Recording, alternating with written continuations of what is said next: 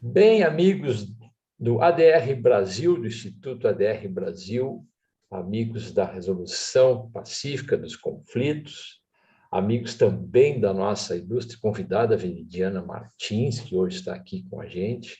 Estamos hoje produzindo um novo sala de mediação com a participação da Veridiana, que nos deixa muito contente, muito eufóricos pelo tema que vem aí.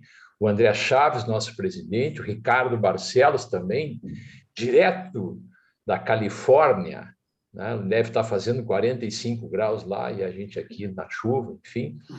E do Paulo Ricardo, que a gente pediu que fechasse a câmera, porque ele está dirigindo, está participando, mas para a segurança dele, se olha para frente, não olha para o celular. Então, desliga tudo e fica ouvindo e participando. A Veridiana Martins, ela é advogada, mediadora judicial, ela é empreendedora, presidente da HMEC, ela é fundadora do Instituto Juriti. O Instituto foi criado com o objetivo de prevenir e solucionar conflitos através da cultura do diálogo. E não é só isso, tem uma coisa que ela não contou para a gente, mas que eu sei porque eu acompanho ela. Ela também é influencer digital na área da mediação, porque ela não falou, mas ela tem centenas de seguidores que diariamente escutam e leem as postagens que ela faz. Tem que botar isso no currículo também. O tema de hoje será o encaminhamento dos processos para câmaras privadas de mediação.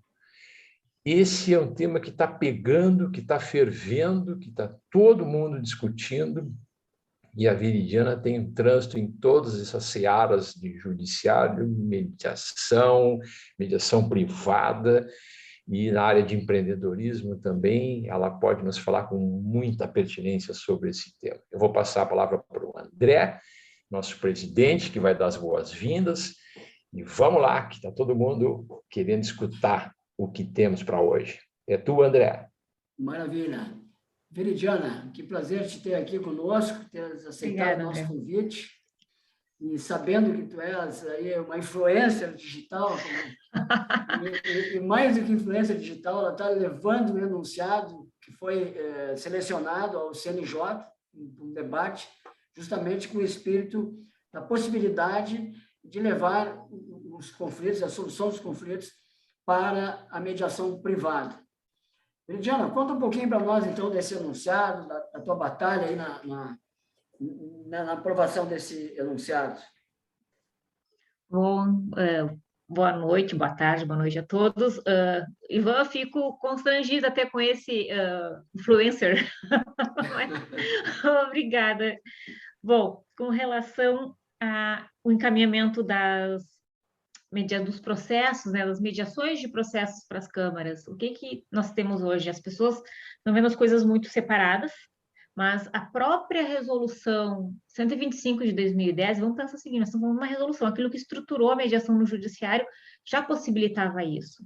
Só que ainda não é uma prática, né? Ainda não é muito comum. E como isso contribui? Como que isso funciona? Nós temos processos judiciais, mas o fato de ser um processo judicial não significa que uma mediação tenha que ocorrer dentro do processo judicial ou na estrutura do judiciário. É possível que as partes queiram, né, se valer de uma câmara privada para isso. Por que elas fariam isso? Vamos lembrar o seguinte, que o mediador é alguém de confiança das partes, e muitas vezes, se o mediador, que aquelas partes têm confiança, está fora do judiciário, por que elas não vão se valer disso? Então, pode-se fazer isso através da autonomia da vontade. Então, as partes podem, assim, deliberar, podem, assim, decidir de querer, né, encaminhar os seus processos para essas câmaras. O CPC diz que tanto mediadores e conciliadores escolhidos pelas partes não precisam ser vinculados ao judiciário. Mas nós temos, né, uma possibilidade de câmaras serem vinculadas ao judiciário através de um credenciamento, de um cadastramento, já previsto lá na resolução, previsto no CPC. Isso aconteceu no Rio Grande do Sul, né? Algumas câmaras são credenciadas, são cadastradas, né? A minha câmara foi cadastrada esse ano, e o que se diz? A partir daí, existe uma facilitação do encaminhamento desses processos, né? O que que nós estamos vendo? Por que que isso é bom? Bom, primeiro, nós temos uma maneira de desafogar os próprios sejusques, porque as câmaras, elas fazem todo o serviço de secretaria que hoje é feito pelos sejusques e que os sejusques não precisariam fazer. E que, de uma certa maneira, agiliza, inclusive favorece os próprios jurisdicionados. Hoje, quem participa das mediações judiciais muitas vezes percebe que uma parte informa que não vai participar ou pede para... muitas vezes informa antecipadamente que não vai poder participar, pede para trocar a data, e até que essas informações cheguem no dia da mediação, isso não acontece, a mediação se vê frustrada, porque nós não conseguimos, às vezes, ter uma estrutura por trás da mediação que favoreça isso. E com as câmaras privadas, isso é muito mais ágil. A câmara privada não vai querer ficar parado, o mediador privado não vai querer ficar parado num horário, numa sessão que ele sabe que não vai acontecer. Então, existe essa agilidade que a mediação na câmara privada tem, que a gente não chega a conseguir no judiciário por uma questão estrutural, né? Então, esse é um favorecimento. Nós temos uma flexibilidade, como é que posso dizer, também uma liberdade das câmaras privadas fazerem, que não se consegue no Sejusc, porque tu tem um contato muito direto com o mediador que vai fazer isso, ou com a administração da Câmara. Uma coisa que a gente não consegue na mediação diretamente judicial. Então, esse encaminhamento dos processos para câmaras privadas, como a lei, inclusive, permite, isso que é importante as pessoas saberem, que isso aí não é uma vontade minha, eu não estou dizendo do nada, isso nós temos um permissivo legal, né? Só tende a favorecer não apenas as partes, mas, de uma certa maneira, a própria estrutura do judiciário. Hoje, eu vejo um problema que a gente vem enfrentando com as mediações online. Nós temos uma grande dificuldade com relação às plataformas. Muitos sejusques se valem de plataformas com prazo, uma limitação de tempo para atuação na mediação. Isso é bem desconfortável. Você está participando de uma mediação que vai cair a cada 40 minutos, que vai cair a cada 50 minutos. Ou então se valem de plataformas que não te permitem algumas ferramentas, como, por exemplo, realizar sessões privadas, ou cálculos. Então, isso compromete muito a qualidade da mediação. Quando tu encaminha para uma câmara privada vai se valer de uma plataforma, ela vai ter uma assinatura de uma plataforma, ela vai ter uma estrutura para oferecer para aqueles jurisdicionados. Então, esse encaminhamento é favorável nesse sentido também. Tu dá muito mais condições de realização do procedimento do que da forma, de uma certa maneira, improvisada, como vem acontecendo com muitos sejusques, né? Eu vejo que tem muito esforço dos servidores, muito esforço de quem trabalha nos sejusques, né, para fazer isso acontecer, mas eles têm uma limitação, isso a gente precisa reconhecer, que acaba sendo superada quando esses processos são encaminhados para câmaras privadas. E nisso, Ricardo, queria falar? Não, eu vou falando. Tu me interrompe. Não, tá tranquilo, tá tranquilo. É que o assunto é muito palpitante, né? Um tema muito interessante e muito atual, né? E uma das percepções que eu tenho, eu imagino que todos, é uma certa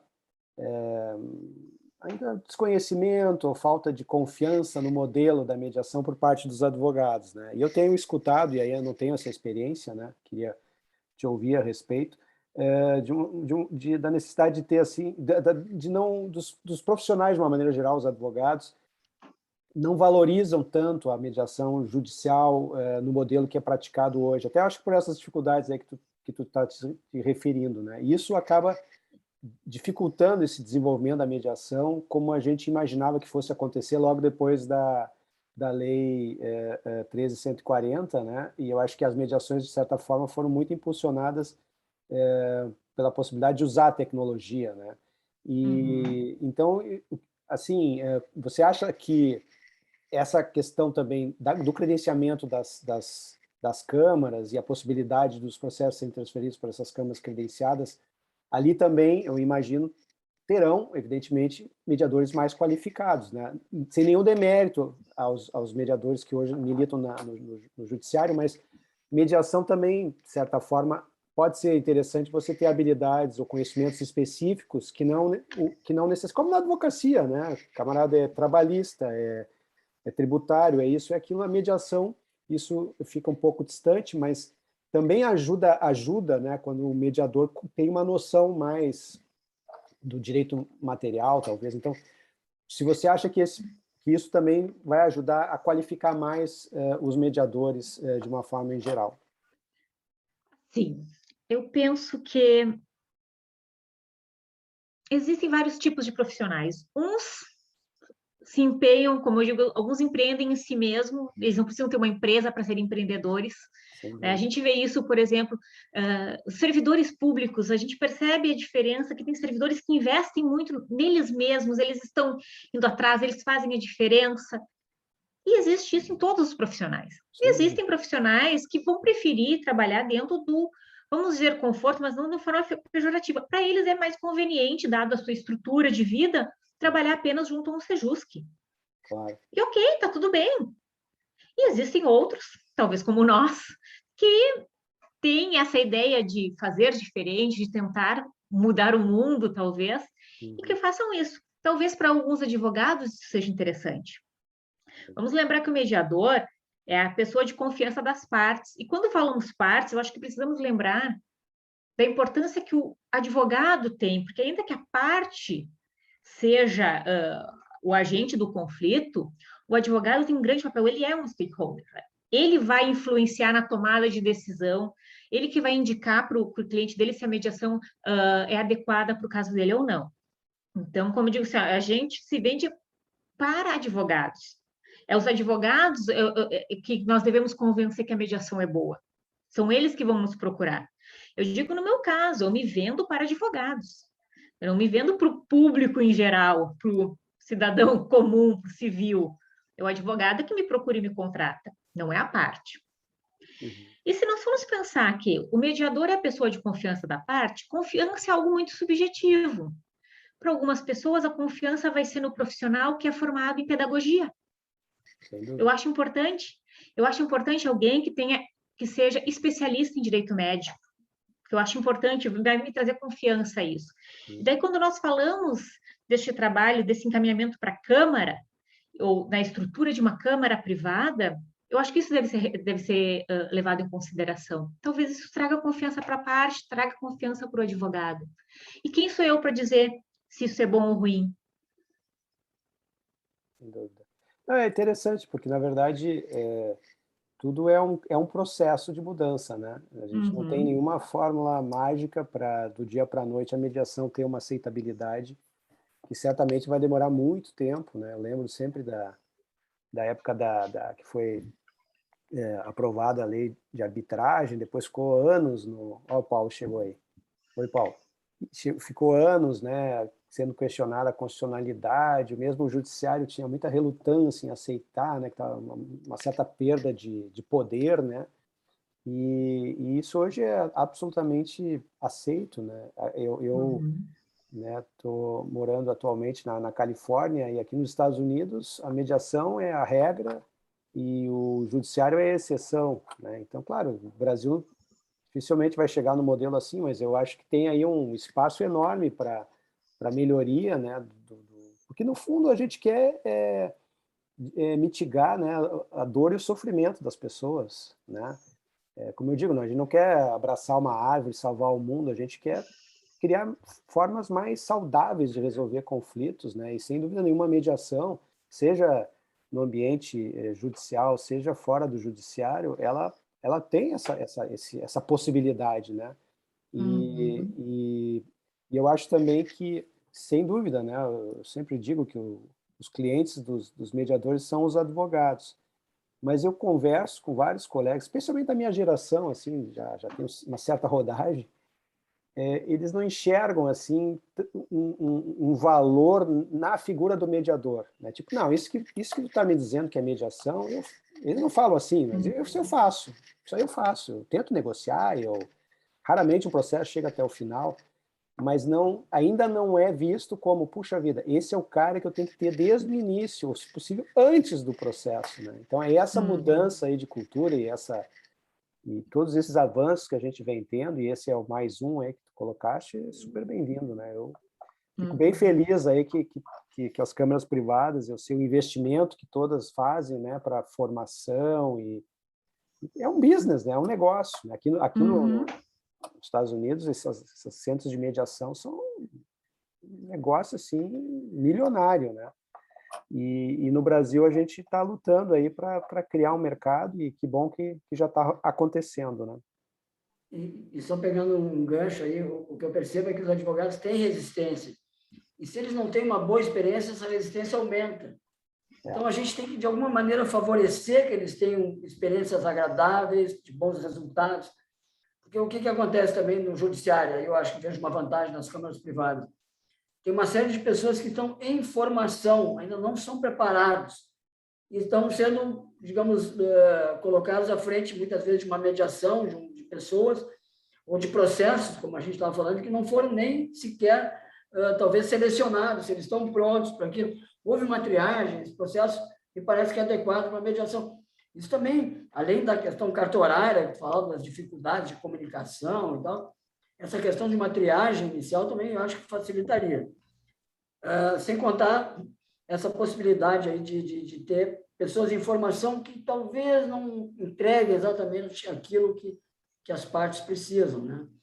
E aí eu vejo como uma vantagem já um centro de mediação privado, estruturado, então com toda uma organização de secretaria, mediadores experimentados, como tu diz, mediadores que já têm aquela visão de que querem um advogado, já enxergam um advogado como cliente, né? É diferente daquela situação de que, pô, tem que lidar com esse advogado, que ele está falando com a parte.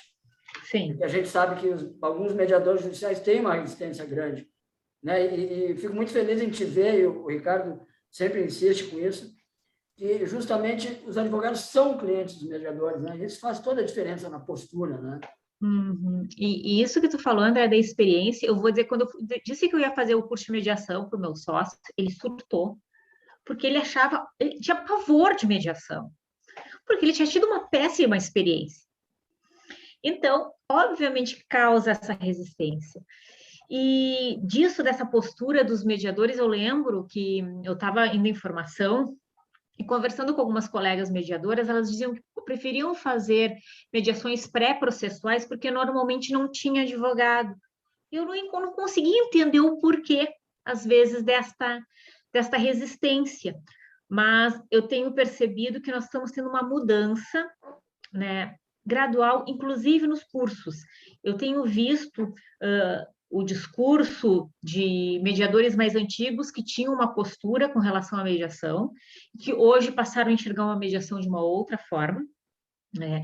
Aquela ideia de vamos dar a mão e abraçar uma árvore, isso veio trazido muito de formações mais antigas. E eu estava até pensando nessa semana com relação a isso, aí eu estava fazendo alguns trabalhos que nós queremos fazer com relação à HMEC, que nós precisamos romper essa barreira, né? Ter uma visão mais assertiva da mediação, sim, nós vamos restabelecer o diálogo, mas com um objetivo. Mediação não é terapia, ela até pode ter um efeito terapêutico, mas ela não é terapia, ela não é local de desabafo.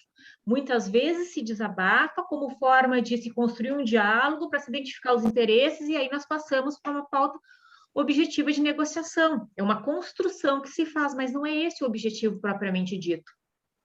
Eu acho que eu tenho praticamente certeza que houve uma grande confusão entre o que é a mediação e a justiça restaurativa. Mediação é uma forma de exercício da justiça restaurativa, sim, mas ela não se resume a isso. Ela é muito, ela tem um condão diferente. Nós precisamos separar isso e mostrar para os advogados que ela é diferente disso, né? Como forma de conseguir, inclusive, se superar essa resistência. Acho que talvez desculpe te interromper, mas talvez pela origem, né, que começou na área de família, né, que é tipicamente uma área que você lida com questões de psicologia, de restaurar a relação, de restaurar o diálogo e tal. E essa mudança de mindset, de ser uma negociação, e aí cabe em qualquer segmento da vida, né, é que é algo que está em processo de amadurecimento, né? Eu definiria assim. Isso que tu falou, Ricardo. Inclusive, hoje eu postei um vídeo sobre isso. Eu estava falando sobre uma questão de mediação de família. Uhum. Ah, mas família, divórcio e guarda. Mas eu falei assim, mediação de família, quando a gente fala em ter um conhecimento em família, nós vamos trabalhar com relações familiares, e isso envolve empresas. Ou as pessoas acham que para trabalhar com famílias empresárias a gente não vai ter que trabalhar com mediação no aspecto familiar. Claro que vai se trabalhar. Então, não é apenas isso. Eu digo assim, ó, a gente tem que ter uma visão além do alcance. Meio Thundercat, sabe? Não dá para se limitar a isso. É muito mais. Existe um mar de oportunidades na mediação, só que às vezes parece que fica um pouco mais limitado, né? Pela forma como algumas pessoas estão interpretando como usar a mediação. Como usar a mediação fora do judiciário, pensar principalmente nisso. Eu, com a qualidade de mediadora, onde eu posso, vamos pensar assim, para quem eu posso vender meu trabalho, para quem eu posso vender meu conhecimento, de que forma eu posso vender meu conhecimento que não seja atuando no judiciário. Quer ver uma outra coisa que é bem importante? Por exemplo, essa semana eu estava elaborando uma proposta, com tratativas com um cliente que me procurou porque queria entender mais como é que funcionava a mediação, e aí uma pessoa física, né, não era advogado. Mas, ao mesmo tempo, quando eu comecei a estudar o assunto, até porque eu sou hoje mais advogado do que mediador, ou, enfim, em processo, né, de mudança, eu tive dificuldade de elaborar, porque eu cheguei à conclusão que talvez o melhor fosse ela me contratar como um pré-contencioso, né, como um negociador. E uma das coisas que ela colocou, a cliente, é que ela gostaria que eu fosse o mediador. Eu expliquei para ela, não, você quer que eu seja, mas a outra parte tem que querer também. Uhum. Talvez se você chegue com o nome do Ricardo, ele já fique desconfiado de que o Ricardo, na verdade, não é...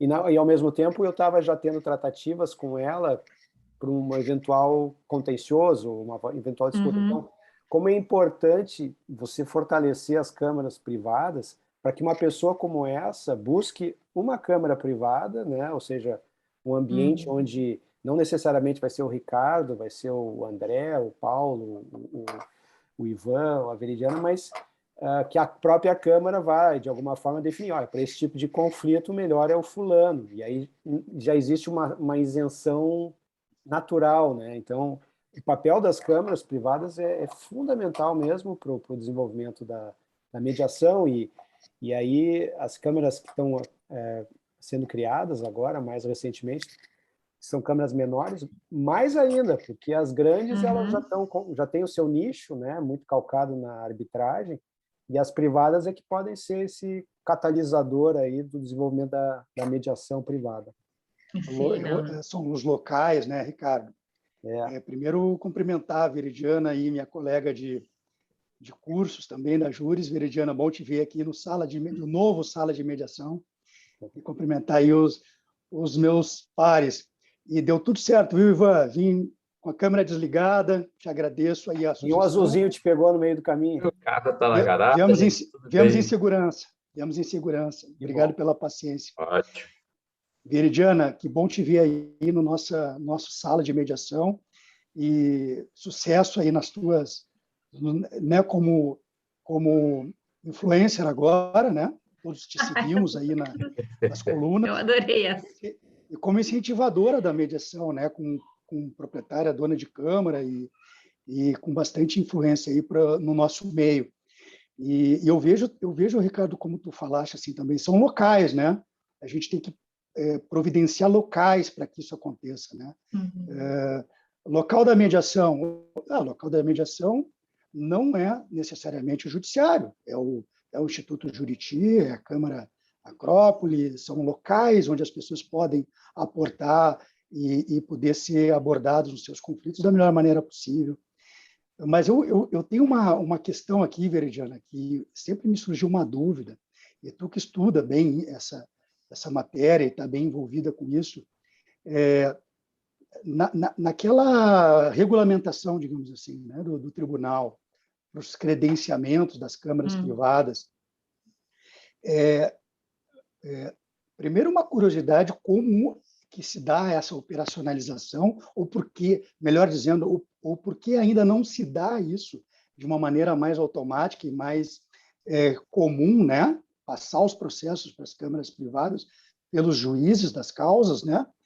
E originalmente, como é que se dá isso? Por exemplo, hipoteticamente, eu sou um mediador formado, né, no PMEC, estou atuando no Sejusc, e a secretaria, então, desloca lá processos naquele dia que eu vou fazer lá a atuação e tal. E como é que é a distribuição normal, assim, para as câmaras cadastradas, né, que é o termo técnico? Se desloca por matéria, se desloca por... Eu acho importante tu nos trazer essa informação até para quem está nos escutando, né?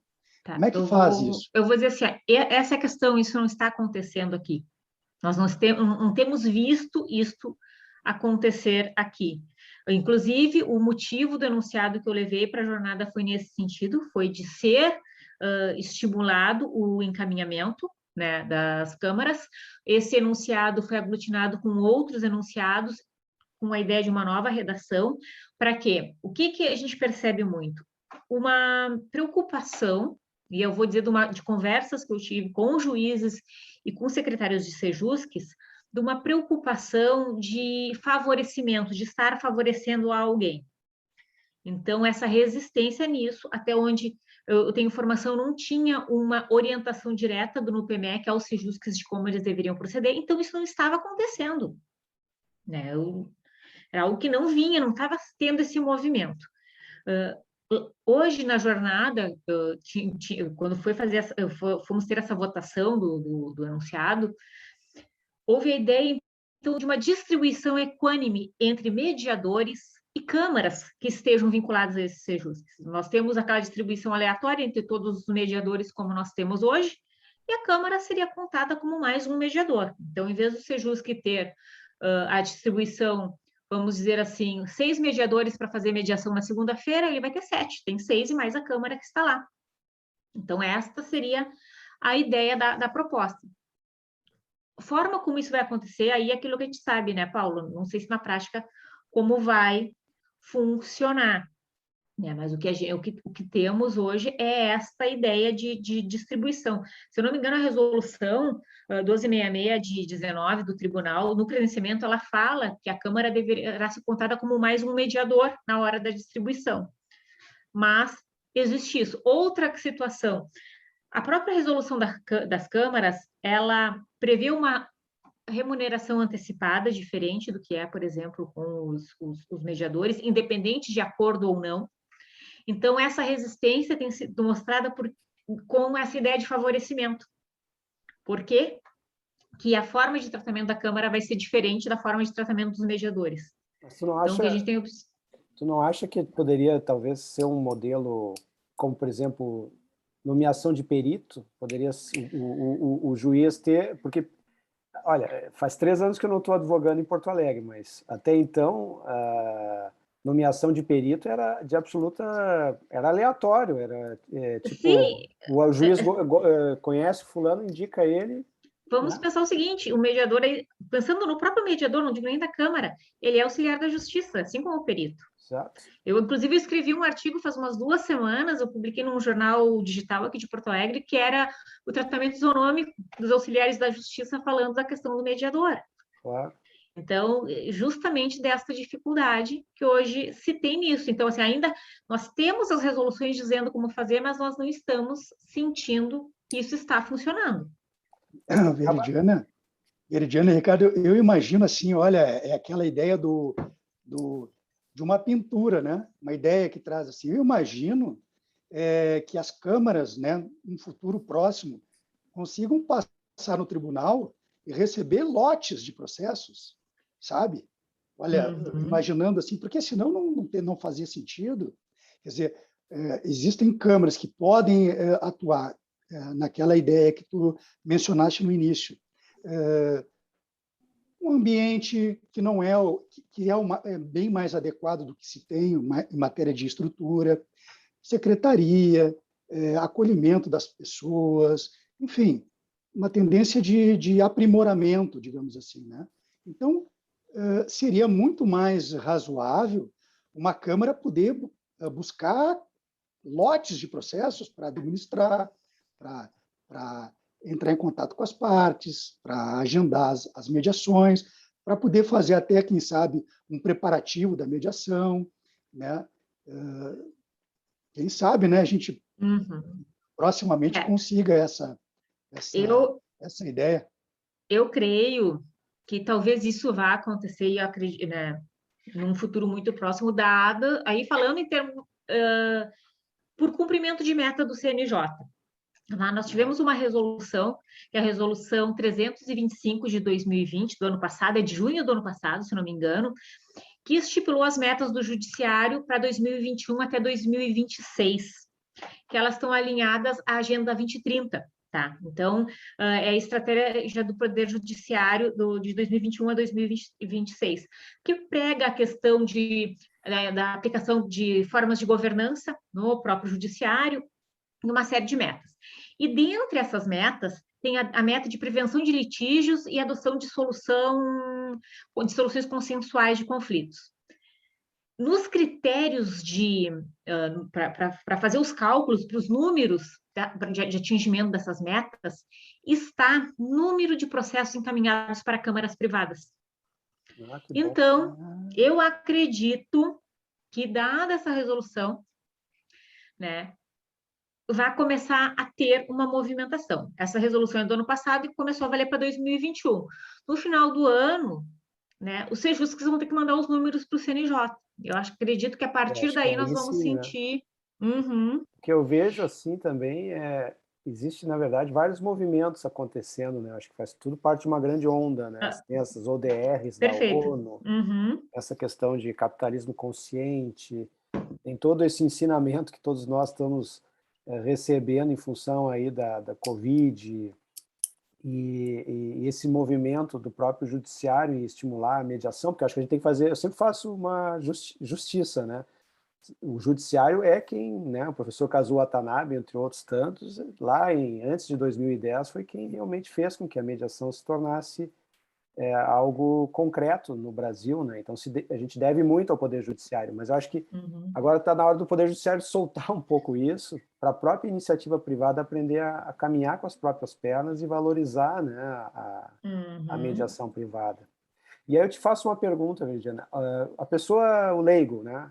Eu quero fazer uma mediação. Como é que ela procura o instituto? Como é que funciona assim o atendimento? No nosso caso, a gente recomenda que ela procure um advogado. Nós não fazemos mediação sem advogado. Então, que ela procure um advogado. Nós temos hoje, pelo que eu sei, nós somos a única câmara privada de mediação com regulamento, né, registrado no cartório de títulos especiais. Então, hoje, nós criamos, inclusive, como uma forma de governança e alinhado à lei da mediação, porque o artigo 22 da lei da mediação, quando fala da cláusula compromissória, ele elenca vários requisitos que devem ser preenchidos, ou indicação de regulamento de câmara de mediação. Ele não fala indicação de câmara, ele fala indicação de regulamento, né? Pelo que eu sei das câmaras privadas, aqui pelo menos do Estado, nós somos as únicas outras câmaras que têm regulamento são câmaras ligadas a alguma instituição, tipo Câmara da FGV, Câmara da Fiergs, né? Câmara privada, até onde eu tenho conhecimento, nós somos a única, que é justamente para trazer essa ideia de governança, assim, de trazer uma tranquilidade, uma certeza de qual será o procedimento. Obviamente, né, que como nós estamos falando de autonomia da vontade, esse procedimento pode ser adaptado à vontade dos dois medianos, mas como nós fazemos por meio de uma solicitação feita pelo advogado, né? Então, Veridiana, achei interessante esse comentário do regulamento registrado e ter como governança e saber que vai ser seguido o que está ali. Nós tivemos a oportunidade, alguns colegas aqui, de ajudar a reescrever o regulamento de mediação da Federação das Indústrias, né, da Fiergs. E a gente se deparou, formamos um grupo muito bacana aí para esse trabalho, e a gente se deparou com algumas questões. Eu até queria, por curiosidade, perguntar como é que funciona na tua Câmara. Vocês fazem comediação ou trabalham em mediação apenas um mediador, né? Porque o formato judiciário é com mediação e comediador. E a outra pergunta também nesse sentido, se vocês trabalham e fazem daí na Câmara um trabalho de pré-mediação. Sim, via de regra é apenas um mediador, né? Porque a própria lei, aí tem algumas coisas que nós somos um pouco assim, nós seguimos a lei. A lei diz que a comediação é quando recomendado, né? Tiveram casos que sim, o próprio regulamento prevê que vai ser pago por mediador, se tivermos mais de um mediador, se acharem interessante, terá um acréscimo, mas também já aconteceu casos em que nós achamos interessante, né? O meu sócio ia fazer, ele achou interessante que eu participasse, e não houve acréscimo, se combinou, as partes aceitaram, e eu participei também da mediação. Então, mas a regra é um mediador só, até então. Com relação à pré-mediação, sim, nós fazemos porque, na verdade, a pré-mediação é quase o que a gente chama de declaração de abertura no judiciário. Nós explicamos as regras do jogo já na pré-mediação. Então, quando elas chegam, nós apenas puxamos como se fosse uma segunda sessão, relembramos o que aconteceu, né?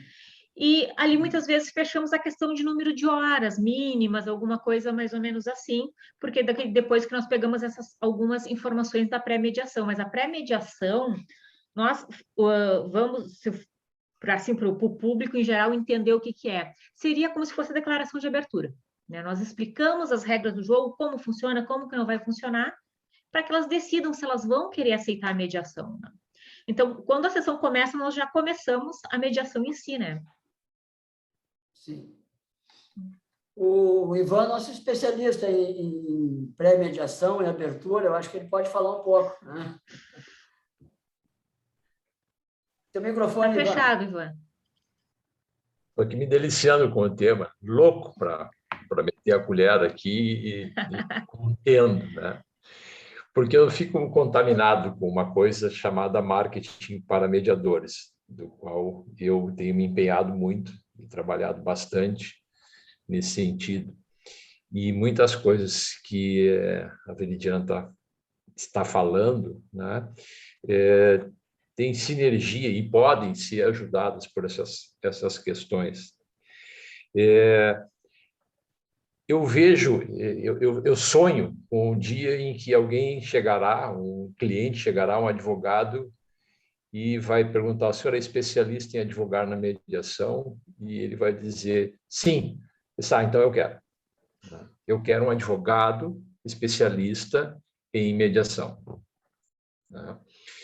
E, ao mesmo tempo, conversei outro dia com um advogado amigo, que também já advogou para mim em algumas situações, conversando com ele, e ele dizendo assim: olha, eu não sei qual é o caminho, mas assim, nós estamos num funil muito apertado com relação ao judiciário, que já não aguenta mais, né, a demanda, e a gente não sabe o que fazer. Nós, por falta de opção, nós, advogados, chegamos à beira de prestar um mau serviço, às vezes porque tu entra com um processo, não sabe quando é que volta, não tem informação, vai ser, sabe lá Deus quando, e eles não têm como se posicionar diante do cliente, né? Então, eu junto essas coisas e penso, a gente está, às vezes, vendendo a coisa errada, né? Nós estamos vendendo mediação e a gente não vende o que a mediação faz pelos outros, né? Advogado nenhum quer comprar mediação, cliente nenhum quer comprar mediação. As pessoas querem comprar o que a mediação faz por elas. E o que a mediação faz por um advogado é diferente do que ela faz para um cliente, para um mediano. E a gente não tem a menor consciência disso, né? Então, assim, eu queria fazer uma pergunta, eu não estou fazendo pergunta, eu estou fazendo declaração aqui, por isso que eu estou quieto. Mas a Veridiana tem essa veia, sabe? Eu estou lendo isso na fala dela, porque ela se define também como empreendedora, e ela tem uma câmara de sucesso, e ela tem essa pegada de influência, não é à toa, né?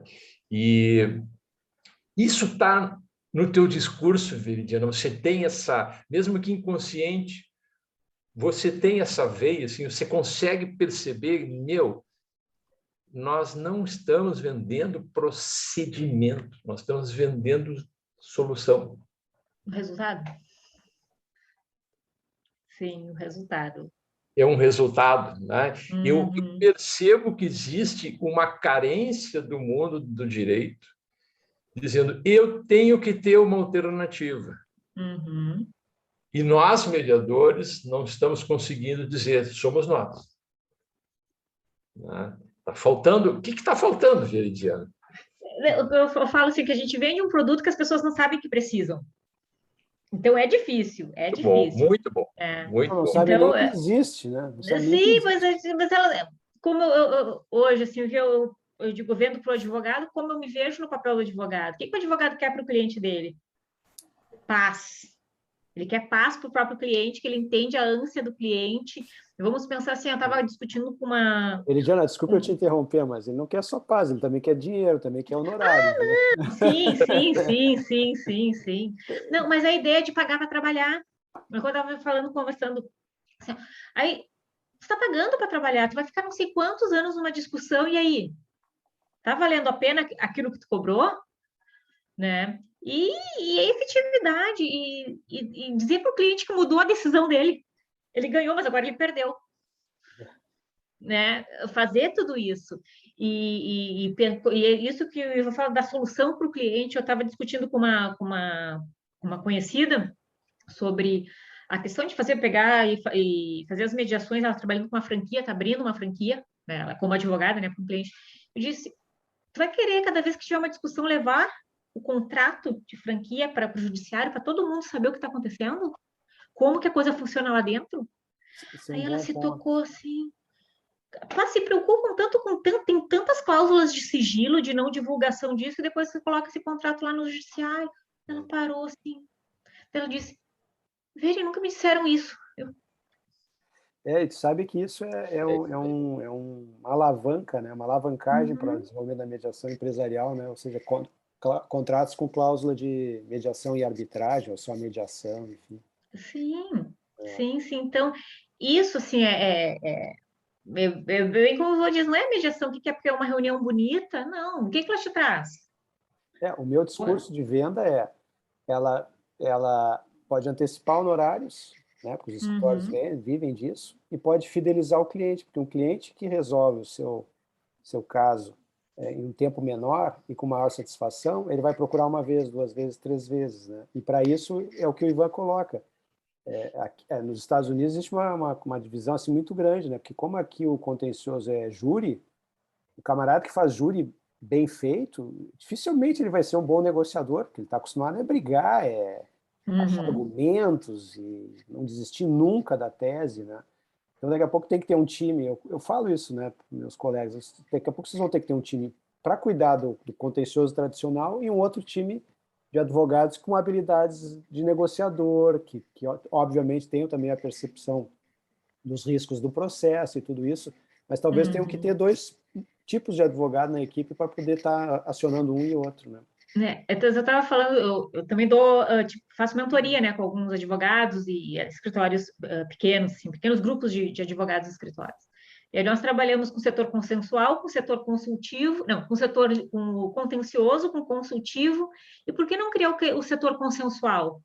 Com profissionais que conheçam isso, que seja para negociação direta, e talvez, quando não funcionar de negociação direta, vão ser os profissionais que vão ir para uma mediação. Mas por que não criar um terceiro setor além do consensual, do contencioso, né? Então, claro, com profissionais especializados nessas áreas, como tu vai ter para as outras áreas. Meus amigos, agora eu vou fazer Ivan, de mal educado. Fala, Paulo. Me permita, eu preciso perguntar para a Veridiana, aproveitar a oportunidade, porque agora ela assume como presidente a HMEC. E não dá para deixar dela poder também trazer aqui um chamamento, vamos dizer assim. Nós temos aí cerca de 1.300 mediadores que estão aí, Veridiana, também querendo absorver bastante conhecimento, bastante aprendizado. E frente à HMEC, como é que a gente chama um spoiler? Quem sabe um spoiler que foi...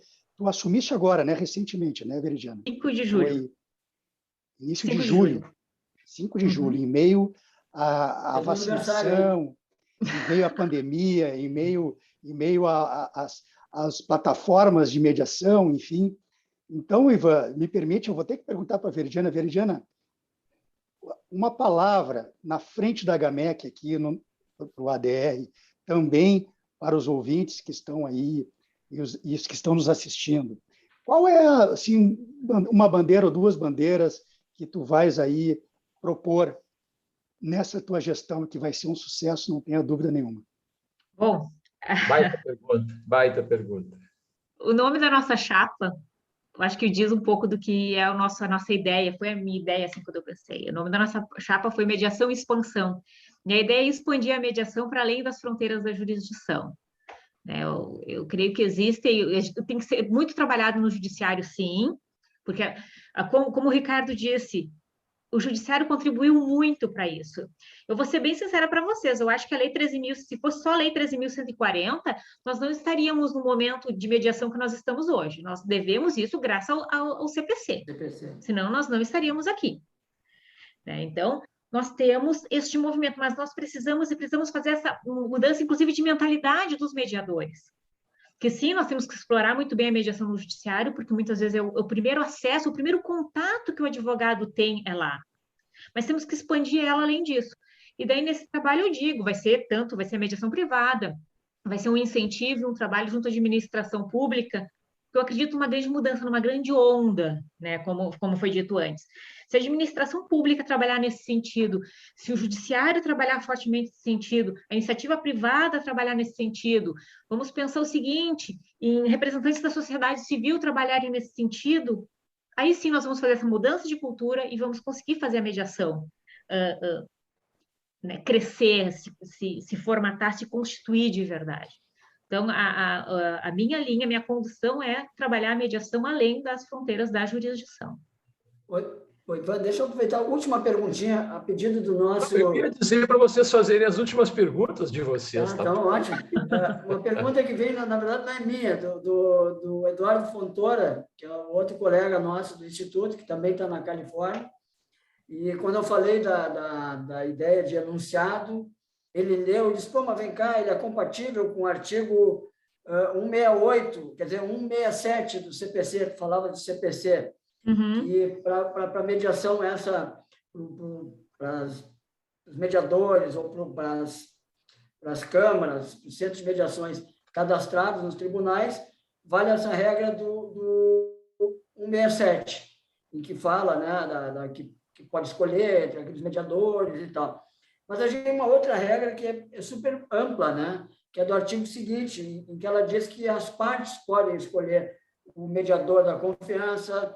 E eu não sei se essa prática do artigo 168 está sendo utilizada, né? Porque a gente, porque a gente fala aqui, inclusive, da importância de tu, daqui a pouco estar com um processo correndo e tu fazer uma mediação paralela, não é nem incidental. Segue o processo, o advogado quer que o processo corra. E vamos tentar compor uma parte dos interesses, ou todo o interesse, mas sem a suspensão do processo, sem que os prazos deixem de correr, né?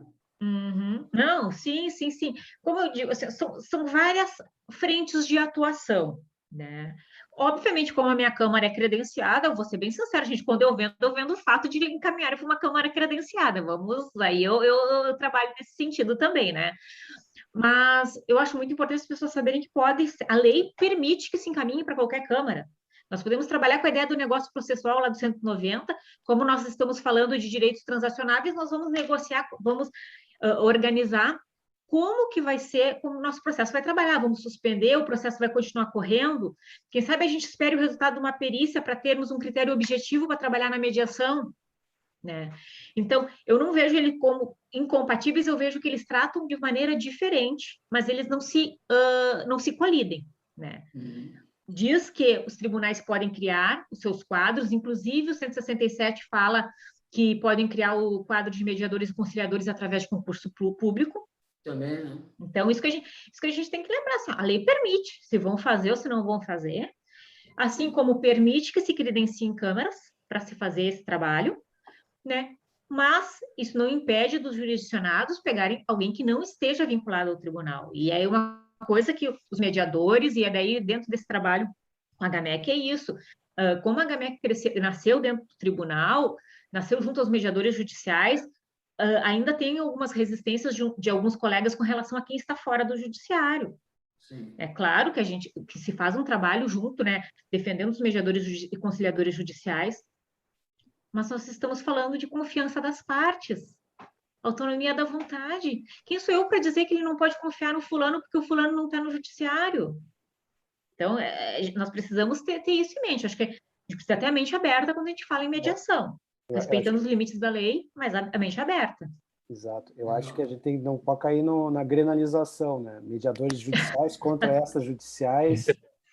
Vamos ter que fazer uma mediação entre mediador judicial e mediador particular. O ensopado de caranguejo. Não vamos cair nesse ensopado aí. Meus amigos, eu preciso dizer que estamos no fim, né? Em respeito ao tempo que a Veridiana nos presenteou, né? E então, eu ia dizer, façam suas últimas perguntas, já fizeram. Eu vou, então, agradecer a participação da Veridiana, dizendo que é lamentável que tenha terminado agora, porque isso tinha que ser um webinar aqui de 5h30, 6 horas, ou uma minissérie, né, da mediação com a Veridiana. Muito legal. Não senti o tempo passar, acho que isso é uma sensação de todos. E quem sabe a gente faz aí uma discussão número 2 sobre esse tema, porque ele tem muito o que render ainda e a gente não vai conseguir tratar disso tudo hoje, né?